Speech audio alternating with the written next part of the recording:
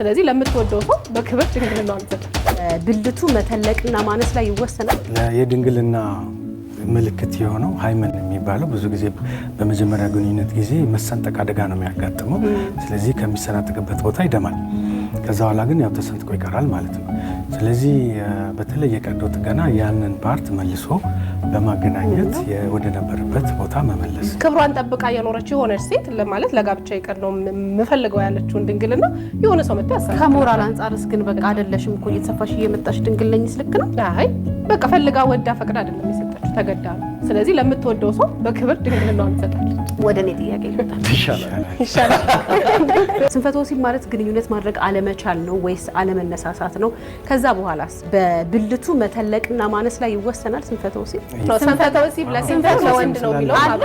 ሴት ሰንፋለች እኮ ለዛ ነው አያያዝሽ ጠይቅ። በጣም ጥሩ። አዎ የሴክሹዋል ፕሮብሌሞች የወንድም የሴትም ናቸው። ስንፈተ ወሲብ የሚባለው በሴትም አለ።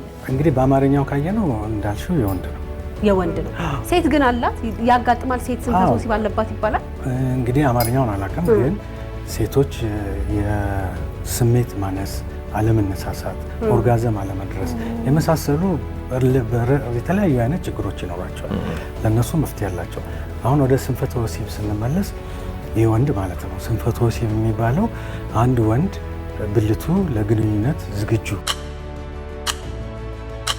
የማይሆንበት ሁኔታ ሲፈጠር ማለት ነው። ማለት ሳይነሳ ደም ወደ ውስጥ ገብቶ ደም ቀና ብሎ ሳይቆም ሲቀር ስንፈተ ወሲብ ይባላል።